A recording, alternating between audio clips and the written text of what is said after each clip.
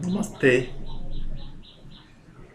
बोलने की कला, बोलने का जादू, बोलने का रहस्य।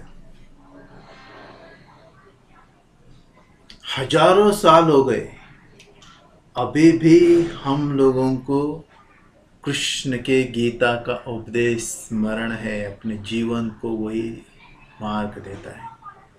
हजारों साल हो गए, बुद्ध के वो स्मरण है शब्द जो हमें जीवन का प्रकाश देते हैं।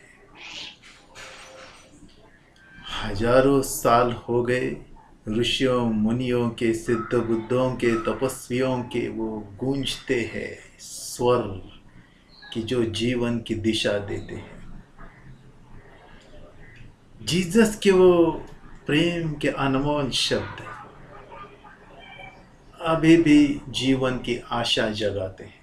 मोहम्मद प्रेषित साहब के वचन हमें जीवन की प्रेरणा देते हैं, और गुरु गोविंद सिंह की एक एक वचन हमें जीवन सिखाता है।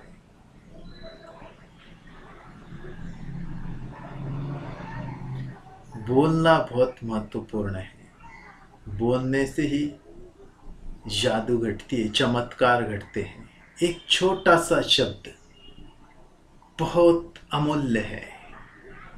उस शब्द के ध्वनि के अंदर जो ऊर्जा बहती है वो एक दवाई की तरह काम करेगी या जहर की तरह काम करेगी। तभी बोलो, अध्यात्म में कहते तभी बोलो जब आपका चित्त मन शांत है, अन्यथा मत बोलो। मौन रहो, मौन रहो। चित्त अगर अस्थिर है, बेचैन है, मन चित्त अस्थिर बेचैन है, उथल पुथल हो रही है, कैसे तरंग है, विचार है, घमासान मन में चल रहा है, तो मत बोलो, शांत रहो। जब चित्त शांत है, लहरिया नहीं, ध्यान में स्थिति है, तो जो भी बोलेंगे ईश्वर की वाणी बन जाती है। सबसे श्रेष्ठ बोल है मौन। शब्दों से जो प्रवाहित होता है वो तो बस उसका 10-20% ही हिस्सा लोगों में जाता है, बाकी नहीं। निशब्द संवाद। देखो, छोटा सा उदाहरण लेते हैं। आपके पास कुत्ता है, उस कुत्ते के साथ अगर आप बात कर रहे हैं, उस कुत्ते के साथ बात कर रहे हैं, तो वो स्वाभाविक कि अभी ये मेरे साथ बिल्ली है, इसके साथ अगर मैं बात करूँगा तो ये समझ जाती है, ये समझ जाती है कि मैं इसके साथ क्या कह रहा हूँ। ये मेरे साथ बात करती है, मेरे साथ बात करती है। उसको शब्दों की ज़रूरत नहीं, बस प्रेम के स्पर्श से बात हो रही है, वो समझ जाती है। कुत्ते के साथ बात करो, समझ जाता है। पेड़ पौधों के साथ प्रेम से स्पर्श करो, वो समझ जाते हैं। बस अपने अंदर की ऊर्जा जो कहती है वही वो समझ जाते हैं।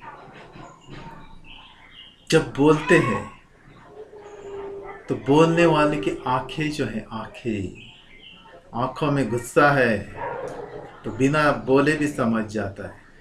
आंखों में करुणा है तो बिना बोले भी समझता है। आंखों में वात्सल्य है तो बिना बोले भी समझता है। आंखों में विश्वास है तो बिना बोले भी वो समझ में आता है। आंखें बात करती है, आंखें बात करती है। ईश्वर की आंखें तो शांत रहती है। ईश्वर की मूर्तियों की आंखें तो एकदम निर्मल और शांत रहती है। तो निर्मल आंखें शांति का संदेश देती है। अपना पूरा शरीर बात करता है, अपने हाथ, अपनी उंगलियां, अपने कंधे, अपने गर्दन, पूरा शरीर बात करता रहता है। शरीर में जो भाव है वो अपने हाथ पैर से, देह बोली से व्यक्त होते। किसी को भी करुणा दो, शांति दो, आशीष दो, तो अपने शरीर से वो प्रकट होता है शब्दों के साथ साथ। कुछ लोग तो एकदम मूर्ति जैसा पक्का बैठे रहते और बोलते रहते, रटते रहते। ये बराबर नहीं। ये सोची समझी बात हो गई, राजनीति हो गई, मनोरुग्णता हो गई। खुला होके बोलो, शरीर भी हंसना चाहिए, शरीर भी खिलना चाहिए। हंसता हुआ शरीर, शरीर हंसता है। नाचता हुआ शरीर, झूमता हुआ एक धुन में, लय में शरीर बोलता है। हाथ पैर सब बोलते हैं, आंखें सब बोलते हैं, कान भी बोलते हैं, सब नाक भी बोलता है, पूरा शरीर का रोआ रोआ बोलता है। अदृश्य ऊर्जा है ये, बोलने की अदृश्य ऊर्जा। ये जो अदृश्य ऊर्जा निकलती है यही बात करती है। ये है सही बात का तरीका।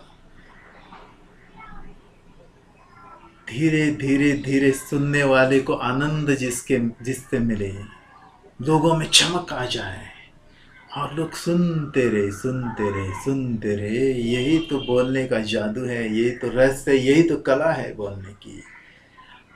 इसमें एक बात जरूर समझे कि जब चित्त शांत है, प्रसन्न है, तभी बोले, अन्यथा मौन रहे। बिल्कुल ना बोले, मौन रहे। चित्त शांत है तो स्वर निकले।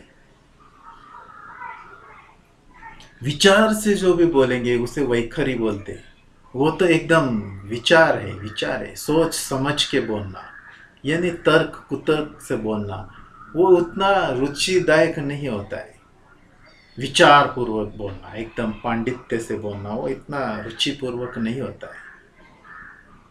फिर कल्पनाओं से बोलते, पश्यंती में कविताएं करते हैं, वो ज़्यादा अच्छी होती है। और मध्यमा में भावनाओं का व्यक्तकरण होता है। जो भी अपनी भावनाएं प्रकट करेगा उसे लोग महसूस करते हैं, संवेदन से जानते हैं कल्पनाओं को, भावनाओं को। वैखरी से भी ये मध्यमा और पश्यंती की अच्छी वाणी मानी जाती है। और इससे भी अच्छी वाणी है परावाणी, जो कि मौन है, मौन, बस शांति।